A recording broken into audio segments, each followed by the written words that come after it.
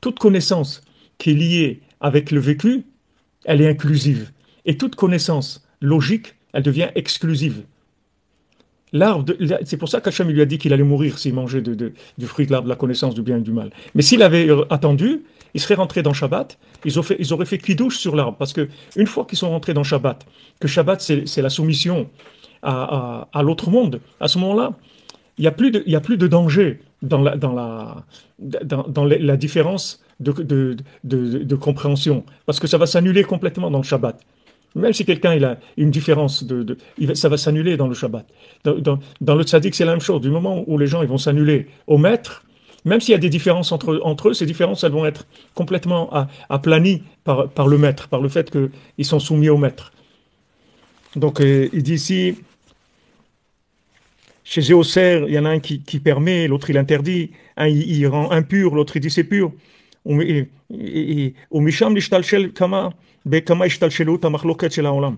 Et de ce point de départ-là, qu'il y a une discussion dans la halakha, c'est-à-dire dans les règles elles-mêmes, les lois elles-mêmes, ils ne sont pas d'accord dessus. Il y a beaucoup de discussions. Ça, on a le droit, ça, on n'a pas le droit. Ça, c'est permis, ça, c'est interdit. Ça, c'est comme si. Du moment où il y a ça dans la Torah elle-même, de là, ça va se répercuter qu'il va y avoir des disputes, des guerres, etc. dans le monde. Et de là-bas, il y a des répercussions de répercussions. À Machloket shel haolam, les disputes qu'il y a dans le monde. Chez Nitrabe, à Machloket, qu'il y a beaucoup de divergences et de controverses. Vechiluke deot, et des différences dans les visions des choses. Veshinuim rabim, et des différences énormes. Les en mispar, innombrables, bekol haolam, dans le monde entier. Qui a des enecherav à Bet Hamikdash. C'est ça qui a détruit le temple. Comme Shamoa Tenuzal. Comme ils ont dit nos sages, que ce qui a détruit le deuxième temple, c'est la haine gratuite. La haine gratuite. Et maintenant, la racine de toutes ces divergences-là, elle vient de la lame de l'épée qui se retourne, qui garde l'entrée du chemin vers l'arbre de vie. Donc cette inversion-là, c'est justement les différences et les disputes. Maintenant, quand vous avez des gens qui sont inversés, eux-mêmes, c'est-à-dire eux-mêmes, ils sont inversés. Comment vous voulez qu'ils soient béchalom avec l'autre? En lui-même, il n'est pas béchalom. Comme dit David Ameler, en shalom be'atzama, j'ai pas de shalom dans mes os eux-mêmes, dans mon essence même, je suis en dispute. Comment maintenant je vais être d'accord avec les autres? Moi-même, avec moi-même, je suis pas en accord, je sais même pas qui je suis. Comment je vais être d'accord avec l'autre? Valda ekrecherev amitapechet. C'est pour ça que ça s'appelle l'épée qui se retourne. Amitapechet misitrada, les citrada, qui se retournent d'un côté à l'autre. Mitav levish, du bien au mal. Mishalom, les karva, mitapechet hei bekula. Du shalom à la guerre. Elle se retourne complètement. C'est-à-dire, vous allez avoir deux pays que maintenant ils vont s'entraider, les échanges économiques, les trucs, ouais, t'es les meilleurs, on est les meilleurs, tous les deux et tout. Et d'un coup, ça commence les disputes et ils s'écartent l'un de l'autre. Parce que l'épée qui tourne, elle, elle crée la confusion. L'épée qui tourne, ça veut dire elle inverse les gens. À l'inverse, comme le fils du roi, le fils de la servante. Le fils du roi, il est inversé. Le fils de la servante, il est inversé. Donc, ils sont pas bien dans leur peau. Donc, vous voyez le fils de la servante, comme il sait au fond de lui que c'est pas un vrai roi, donc il attaque le vrai fils du roi. Parce qu'il a un doute. Et il dit, et peut-être que c'est vrai, que c'est lui le fils du roi. Mais si jamais je laisse rentrer cette idée-là, mais il va me prendre ma place. Ça y est, c'est terminé, je pourrai plus faire ce que j'ai à faire, etc. Et c'est ce qui se passe avec tout le monde. Parce que comme les gens ils sont inversés, ils sont inversés dans leur façon de vivre. Ils vivent pas comme ils sont, ils connaissent pas leur véritable nature. On est tous en train de se chercher. Il y a des gens qui pensent que c'est des gens cool, alors que c'est des gens hyper rigoureux. Il y a des gens, ils pensent qu'ils sont rigoureux, alors que c'est des gens qui sont cool. Mais ils sont tellement cool, ils ont tellement peur d'être cool, et ils sont tellement fait rouler dans leur vie qu'ils se sont fabriqués une carapace de gens rigoureux. Et ils sont habitués à vivre comme ça. Et c'est sûr que ça crée des disputes, parce que ils vivent pas ce qu'ils sont. Donc c'est ça l'épée qui retourne. C'est-à-dire on est tous inversés.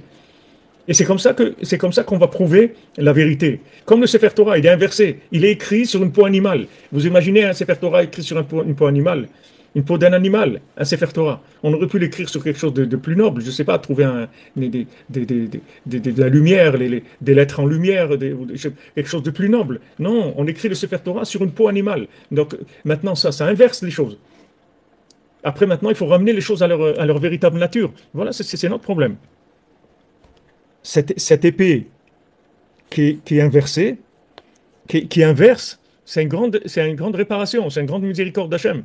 Parce que si maintenant on allait avec la logique, et notre logique, elle n'était pas inversée, mais on serait perdu et pour l'éternité, on serait complètement perdu. Mais maintenant, le fait qu'on est inversé, donc ça nous oblige à chercher notre véritable nature, qui on est vraiment.